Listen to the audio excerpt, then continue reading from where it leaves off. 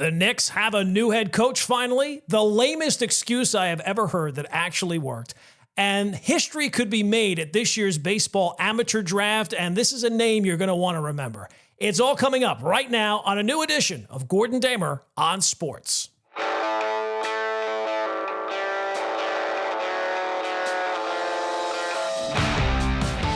All right, welcome into another edition of Gordon Damer on Sports. Great to have you along today. We've got a jam-packed podcast, so let's get into it. As I said, the Knicks have finally introduced Mike Brown as their new head coach, so I've got some thoughts I want to share there.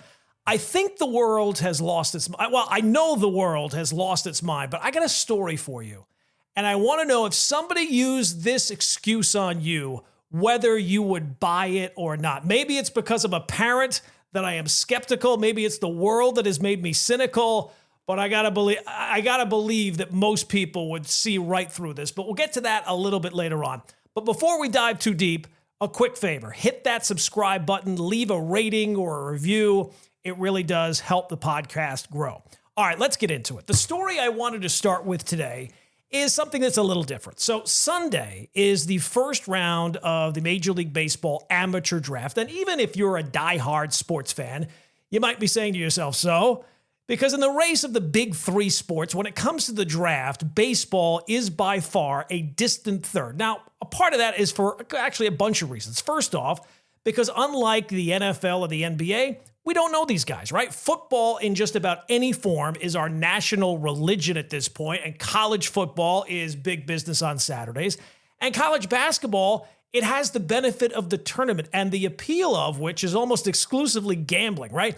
Everyone fills out an office pool sheet, even if the first round games are the first time you watched college basketball that year. College baseball draftees are just names on a screen. High schoolers from Georgia or JUCO guys from somewhere you'd have to Google. The only recognizable names are sometimes the last names because their dad played in the majors and you knew him. So even with college baseball growing, and it has grown, it's still not in the same stratosphere as the other two. And then there's the fact that football guys, if you get drafted in the first couple of rounds, you're generally expected to contribute right away. Same thing in the NBA, right? You come in right away, especially if you're a first-round pick, and you are expected to contribute. Baseball guys, they get drafted, and a lot of time you don't hear about them for a while. Sometimes you never hear the names ever again.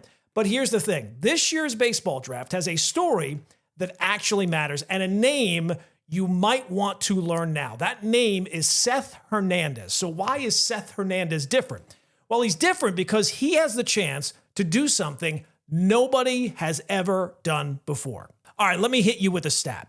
The baseball draft began 60 years ago, 1965. Rick Monday was the first player ever drafted. But in all those years, a high school right-handed pitcher has never been taken with the first overall pick. Never, not once.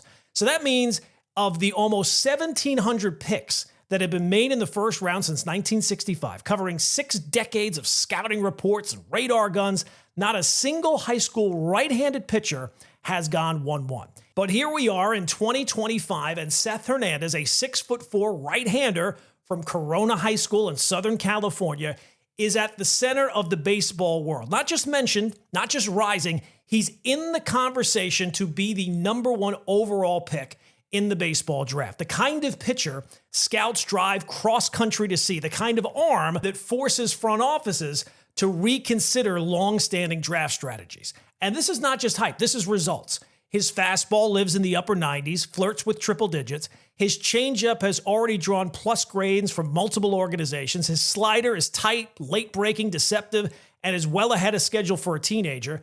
His mechanics are clean, his command is advanced, his pitchability is elite. He's not just overpowering lesser competition, he's also outthinking them, outworking them, and doing it by all accounts with a maturity beyond his years. And yet somehow when the game speeds up, Hernandez somehow slows down. That's the part that keeps coming up in conversations with scouts, executives, and former big leaguers. They talk about his presence, his calm, the way the moment never seems too big. You hear the words composed and professional and unflappable. He's been called the most complete high school pitcher evaluators have seen in a decade. Off the field, checks all the boxes too. He's sharp, polished in interviews, confident, grounded.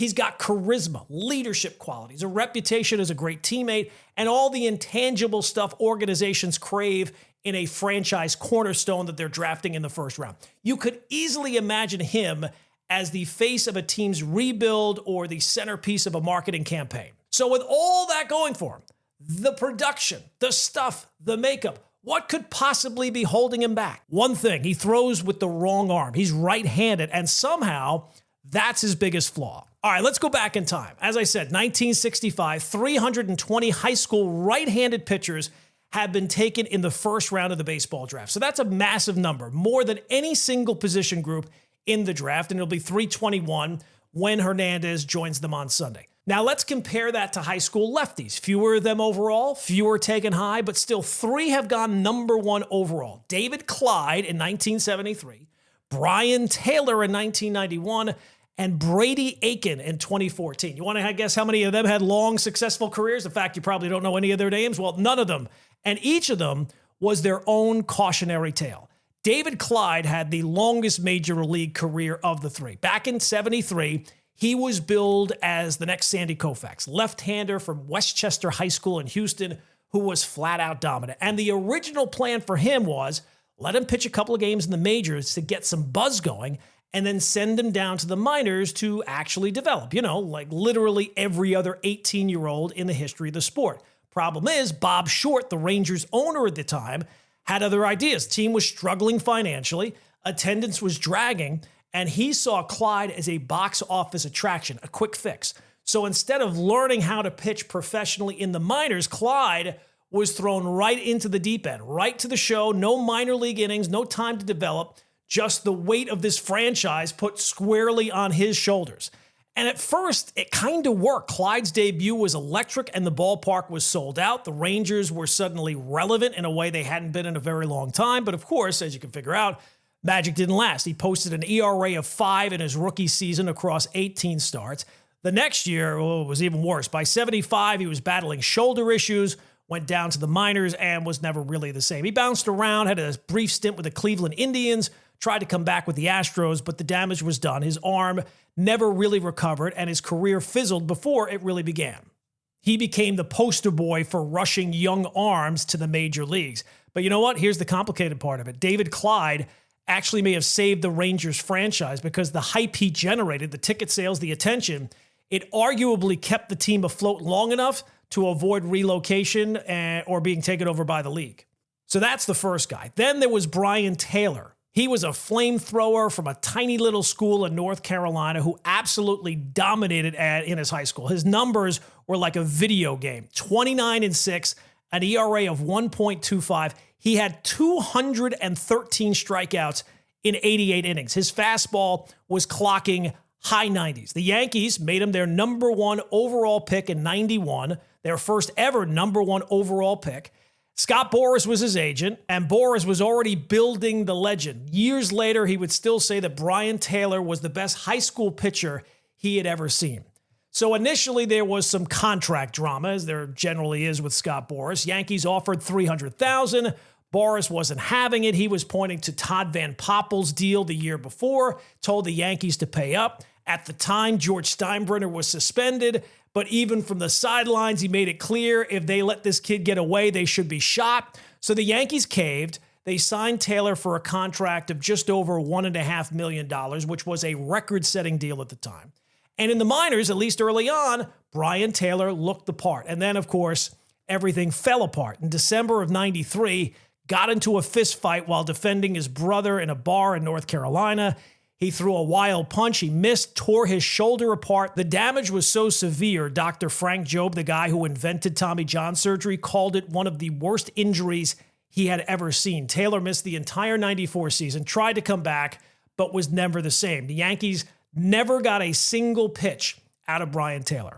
Then the final guy of the 3 left-handers who went number 1 overall is Brady Aiken. Now, Brady Aiken, he was the number 1 pick in the 2014 draft. He was a left-handed phenom, smooth delivery, sky-high potential, and he was drafted by the Astros. They offered him a $6.5 million signing bonus, but then came a red flag. During his physical, it revealed some inflammation in his throwing elbow. So the Astros got a bit of cold feet. They slashed their offer to $5 million, and Aiken said no. Just like that, the top pick in the draft went unsigned. It was the first time that had happened in over 30 years. But this wasn't just about Aiken. The Astros draft plan from that point unraveled. Because they didn't sign Aiken, they lost out on money for other draftees. The 5th-round pick, Jacob Knicks, came from the same bonus pool tied to Aiken. So when Aiken didn't sign, that money vanished. Another kid drafted in the 21st round, Mac Marshall, also walked. So Aiken tried to bounce back at IMG Academy, but in his very first start, he felt elbow pain. Turns out Houston's concerns were spot on. He needed Tommy John surgery, the exact injury that tanked the deal. Another little sidebar, as a result of not signing Aiken, the Astros were awarded the 2nd pick the following year in the draft in 2015. They used that pick to select a guy by the name of Alex Bregman. So those are the only 3 left-handed high schoolers ever drafted number 1 overall. The high school right-handers, they've been left waiting. So why are teams so hesitant to take a high school right-hander number 1 overall? Well, at the end of the day, high school pitchers, especially the longer we go on, they're just very high risk. It's not just about the mechanics or the durability. It's about projection, injury risk, long development paths. These are 18-year-old kids, sometimes still growing, asking a team to use the 1st overall pick and the highest signing bonus on a player who might be 4, 5, 6 years away from the majors is a pretty tough sell. Even tougher when college baseball is now producing elite arms who are ready in 2 years, sometimes less. Think Paul Skeens or Steven Strasburg. Sandy Alderson, who's had a long career in Major League Baseball doing just about everything, said you can't predict a high school right-handed pitcher is going to be can't miss. And with the number 1 overall pick, you really need that pick to be can't miss. All right, so it's pretty simple, right? Well, no, actually it's not, because the part that really makes your brain hurt is statistically, high school pitchers, both righties and lefties, have a higher success rate in reaching the majors than high school position players taken in the 1st round. According to Baseball Reference, 60.6% of high school right-handed pitchers drafted in the 1st round reached the majors. For lefties, it's even higher, 61.2%. For high school position players, just 58. But getting to the majors isn't the same as making an impact when you get there. Only a small percentage of high school pitchers drafted, just over 22%, go on to produce any meaningful value in the big leagues. When you look at first-rounders who truly make an impact, high school pitchers are the worst bet on the board. College players just offer a shorter development curve, fewer variables, more data, more refinement, and teams kind of know more what they're buying. So if you're the Nationals and you're picking first on Sunday, why would you bet on the demographic with the least track record of high-end baseball success? And the Nats, they've done okay with the number 1 overall pick in the past. 3rd time that they're going to have that pick. The other 2, Bryce Harper and Steven Strasburg. So another quick story. Back in 1990, the Braves had the number 1 overall pick. And the top high school pitching prospect in the country was this Texas fireballer named Todd Van Poppel. He had the body, the velocity, the polish. Sounds familiar, right? He also had Scott Boras as his agent, and he had a commitment to the University of Texas. And that's when the word spreads. He wants a major league contract and a massive bonus. So the Braves decide we're not going down that road. Other teams follow suit. Van Poppel falls to 14. He signed with the Oakland A's. He's in the majors a year later, but he never lives up to the hype. Shoulder issues, control issues, development was rushed. He also becomes another cautionary tale, not just about the risk of taking a high school pitcher early, but the dangers of rushing them once you do. Now, Sandy Alderson, who was the A's GM at the time, later admitted he had told the Yankees not to do the same thing with Brian Taylor the following year. They also didn't listen. Now, as for the Braves, they decided they didn't want Van Poppel. Instead, they pivoted, and they decided to take a switch-hitting shortstop out of Jacksonville, Florida, a kid by the name of Chipper Jones. All right, let's bring it back to 2025. If you were casting a movie about the baseball draft this year, Seth Hernandez would be right out of central casting. He screams modern ace. He's also been an infielder, an outfielder. He's a pretty good hitter as well. This past year, he led his Corona High School to a 30-3 record and the CIF Southern Sectional Division I Championship. On the mound, 9-0, an ERA of 0.62.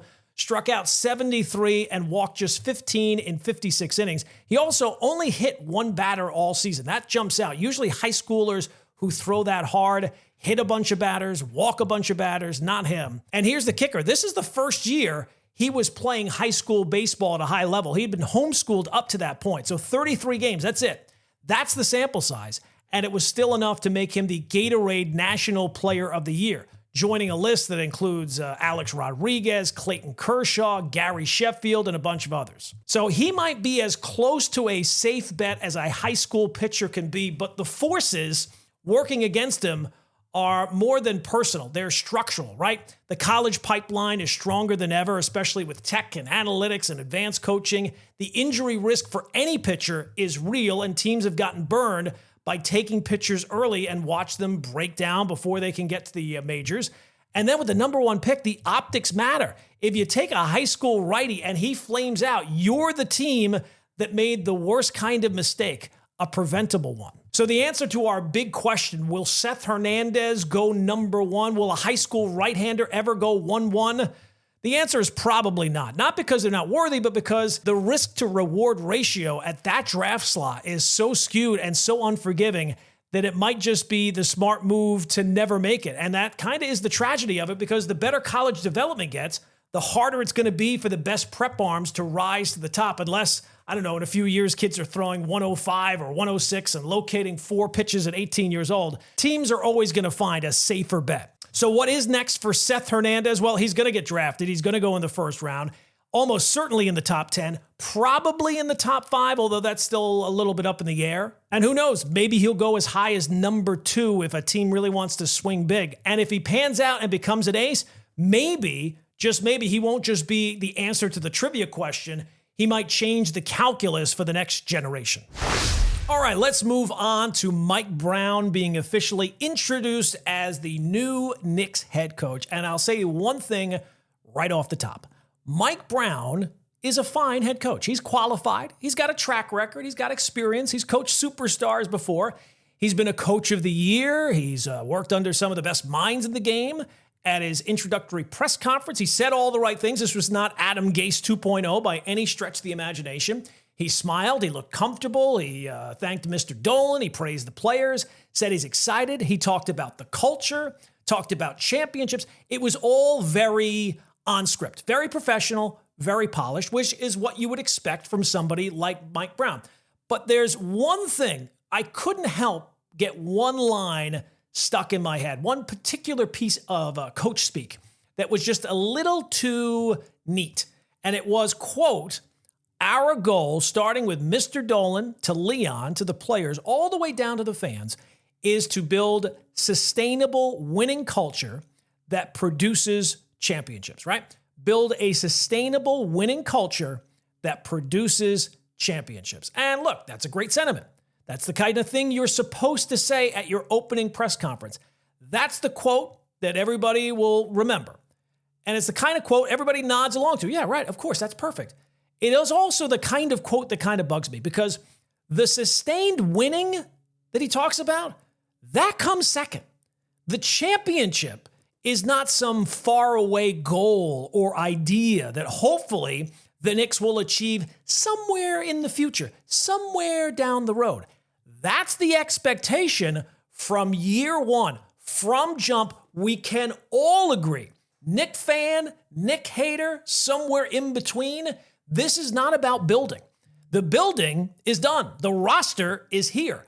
By firing Tom Thibodeau, as the Knicks did, essentially, you said that's the guy that's holding this roster back. So if your coach gets you to the Eastern Conference Finals for the first time in 25 years, and you fire him immediately after the season, what you're saying is he was the problem.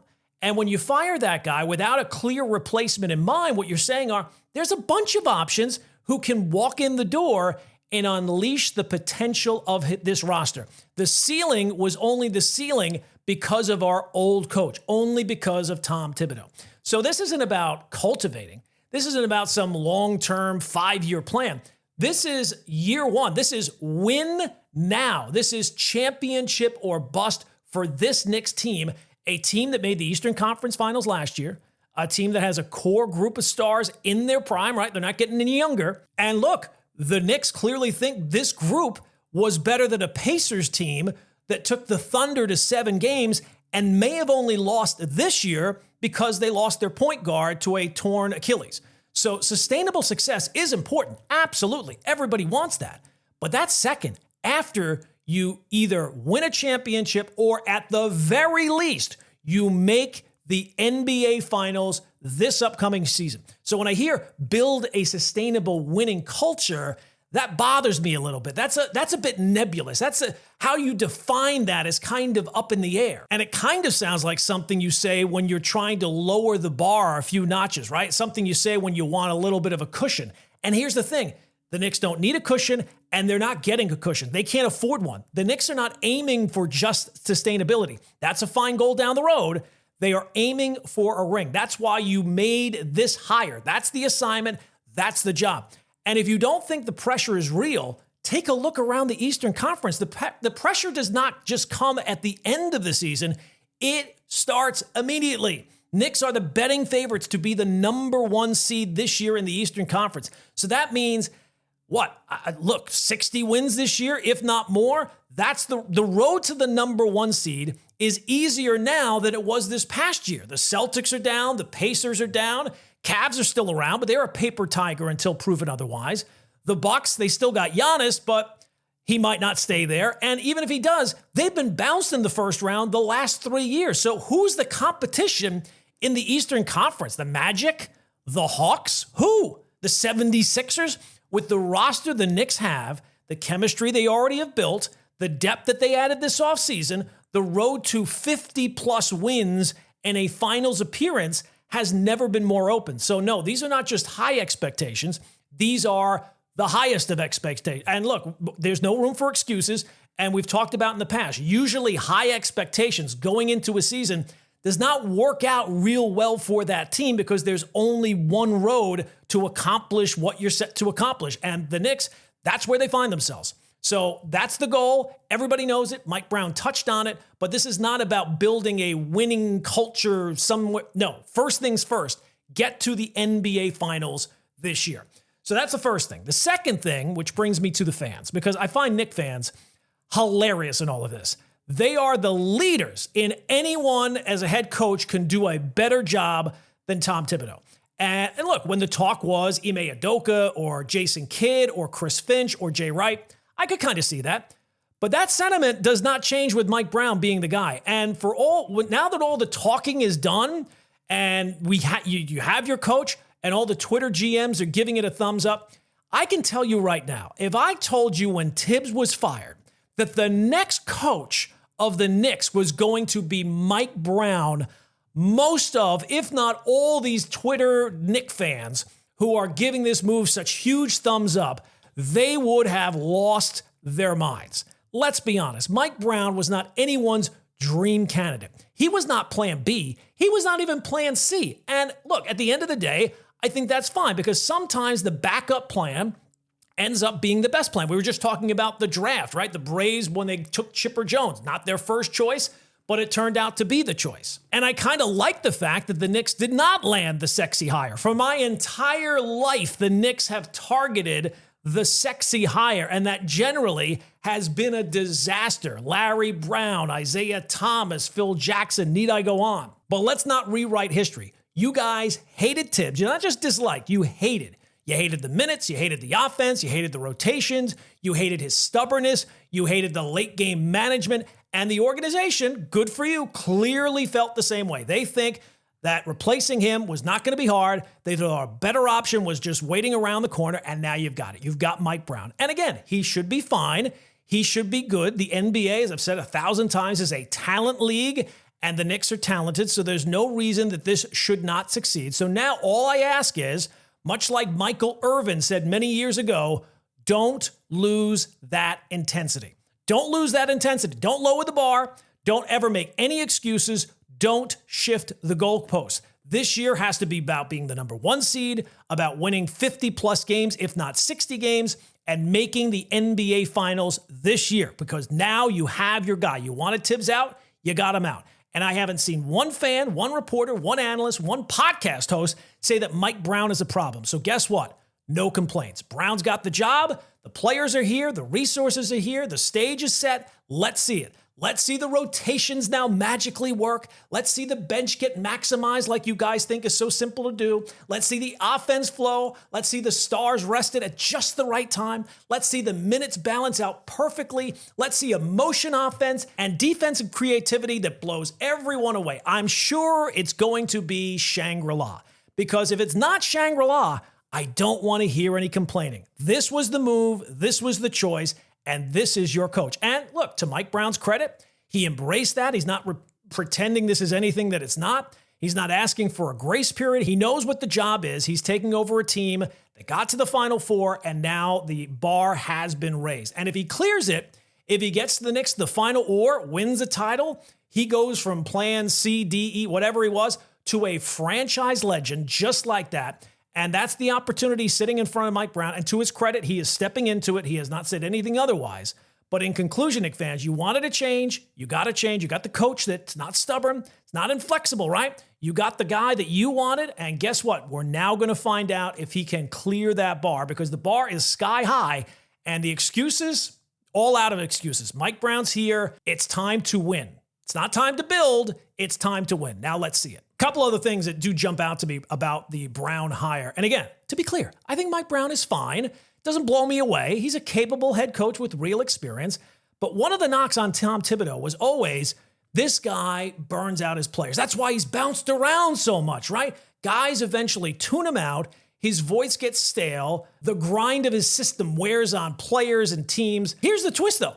Mike Brown's coaching resume reads an awful lot like Tibbs. Tibbs' first head coaching job, Chicago, he was there for 5 years. Brown's first head coaching job, Cleveland, he was there for 5 years. Tibbs' second stop, Minnesota, there for 3 years. Brown's second gig, the Lakers, he was there for 2 years. Not even 2 years. He was gone after 6 games into year 2. He goes back to Cleveland for 1 more year, then to Sacramento, 2 seasons, fired early in his third. Meanwhile, Tibbs with the Knicks lasted another 5 years. You see a pattern? Both coaches seem to burn a little hot, get a quick jolt of success, and then kind of hit a wall. So hopefully that's not going to be a problem for Mike Brown, because, again, year 1, championship or bust mentality. Also, if you read about Mike Brown, especially in The Athletic, it's not hard to see some shades of Tibbs all over him. Obsessed with practice. He's a film junkie. He's intense. Accused of being too rigid during his first go-round with the Cavaliers. He's a defensive fundamentalist who believes, like Tibbs, that the film does not lie. Now, look, I'm kind of being a little sarcastic. That stuff really only becomes a problem if the team doesn't win. And we've already established the Knicks are supposed to win and win right away. The expectations are here. Mike Brown is here. The expectations are immediate, and Brown has to step right into them. All right, last thing, let me ask you something. As a parent or as a sports fan or just someone who lives on planet Earth, does this excuse sound even remotely plausible to you? French Olympic fencer Yossouris Tybus tested positive for Osterine. It's a banned muscle-building substance, a steroid. And she was banned for 4 years, but that 4-year ban has now been overturned. Why? Because the Court of Arbitration for Sport bought her excuse. And what was the excuse exactly? She said she tested positive for steroids because she kissed her boyfriend. According to the court, her then boyfriend, American fencer Race Imboden, was taking Osterine at the time, and the claim was that the two kissed repeatedly over several days. And somehow, some way, that was enough to transfer trace amounts of the drug into her system and to trigger a positive test. I mean, are you serious? Those must have been some very intense makeout sessions. And look, I guess since he was on steroids, that kind of tracks. Maybe we need a new warning label. Caution, steroid-enhanced smooching may cause Olympic disqualification. Look, just because something is scientifically possible doesn't mean that's what actually happened. Is it plausible? I don't think so. And is it convenient?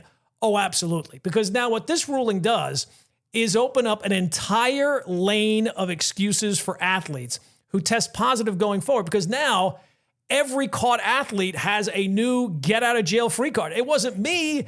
My wife's on steroids. My husband, it's all his fault.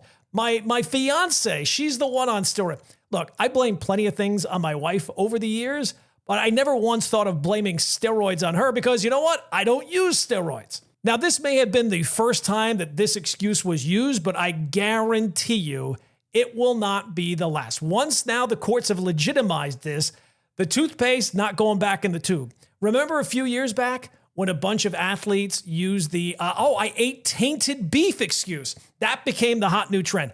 Everyone claimed their post-workout meal was spiked with clenbuterol. There was a time where every doping story involved contaminated meat from Mexico or China. Now, all of a sudden, we're entering the romantic comedy phase of doping violations. I got caught with steroids from kissing my boyfriend. And this isn't entirely new. Richard Gasquet is a French tennis player. He got caught and tested positive for cocaine use. Back then, he claimed he got it from kissing someone at a nightclub. And you know what? He actually won the case. And I'll admit, that excuse sounds slightly more believable. Now, I don't think I would have accepted it, but a wild night at a club, some questionable decisions, stranger things have happened. But this steroids during Olympic qualifying, that seems like an unbelievable stretch to me. That does not pass the smell test. And Ostarine, I've never heard of it before, but it's banned for a reason. It enhances performance. It's not some over-the-counter vitamin C pill. It's a synthetic drug that helps you build muscle and improve stamina. And it's mind-blowing to me that they're even cheating in fencing, and fencing of all things.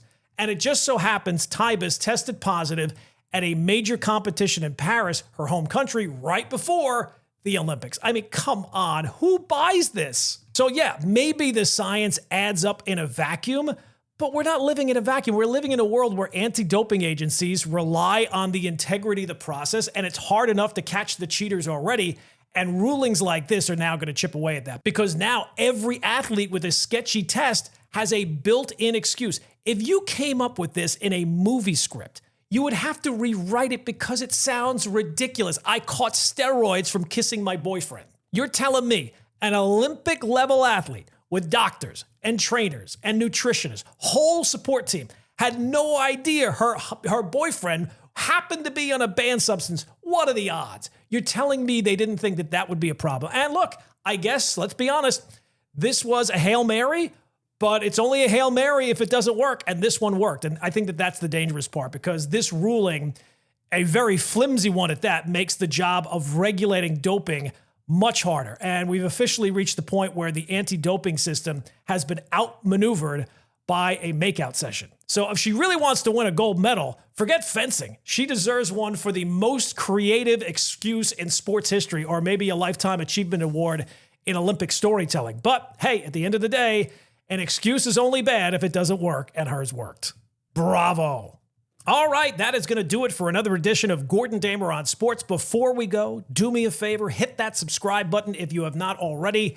Leave a review, share the podcast with a friend, and if you want more thoughts like this delivered straight to your inbox, head over to GordonDamer.com and sign up for my free newsletter. We'll be back next time with more on Gordon Damer on Sports.